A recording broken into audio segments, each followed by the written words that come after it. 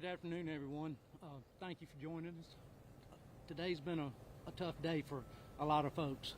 My name is Mike Segrist, and I'm the District Attorney for the 5th Judicial Circuit, which includes Tallapoosa, along with Chambers, Macon, and Randolph counties.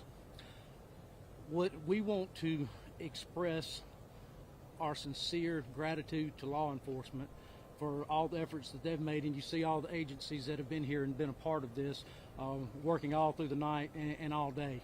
I know there's some questions about the number of victims that we have, and Aaliyah will be providing some information about that shortly, and about the number of victims that are involved in this. We are here to serve the victims. Our office has a website, www.fifthcircuitda.org. That's www.fifthcircuitda.org. There is a specific tab on there for victim services. It includes information about the Victims' Compensation Fund and things of that nature. And the victims and the family of victims may contact our office directly also, but can also do that through this website. Because of the size of this, we are fortunate to have both victim service officers from the Federal Bureau of Investigations, as well as the Office of Prosecutorial Services in Montgomery, that are going to be assisting our victim service officers in serving these victims. Our thoughts and prayers are with all the families. There are no words to describe the emotions that we're all feeling. And with that being said, I'll turn the podium over to Aaliyah. Thank you, sir. Thank you. Again, I'm Sergeant Jeremy Burkett with the Alabama Law Enforcement Agency, and I am going to provide an update relative to the situation that occurred here in Dadeville, Alabama, which is inside of Tallapoosa County. Okay, before I get into that, I'm going to reiterate exactly what Mike just said, what the district attorney just shared with everybody. Thank you so much for your support and your continued patience, as well as the community. There's been an overwhelming show of support from the community for us in law enforcement, and if it's not for what you're doing, for the information that's being provided right now, and the support that you're showing us, we would not be able to do our job. So we're extremely grateful and thankful for that. As it relates to the fatalities from the event from today, there are still 4 lives lost. 4 lives were lost in the tragic event that occurred here in Dadeville. As far as the injuries, there are 28 individuals that were injured during the course of the incident. That's 28 individuals injured during the course of the incident. Now, some of those injuries are critical. They are in critical condition, and that's why it's so important. We absolutely need everyone to continue to pray for those individuals, to allow them to recover from what they're enduring, as well as their families. That's why that's so important, okay?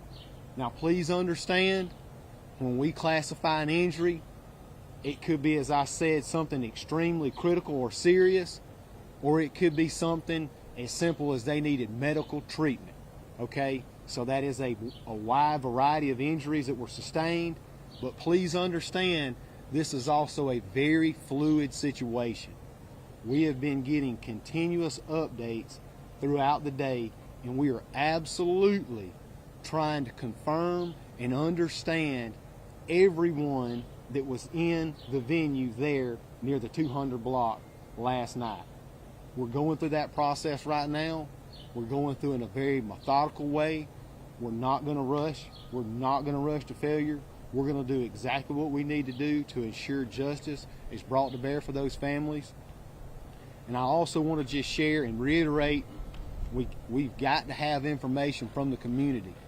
So if you are at home right now, or you know somebody that has any information about what occurred last night, I cannot stress this enough, ever how minor you think it is, we absolutely need you to share it. So again, please reach out to the Alabama Law Enforcement Agency, State Bureau of Investigation.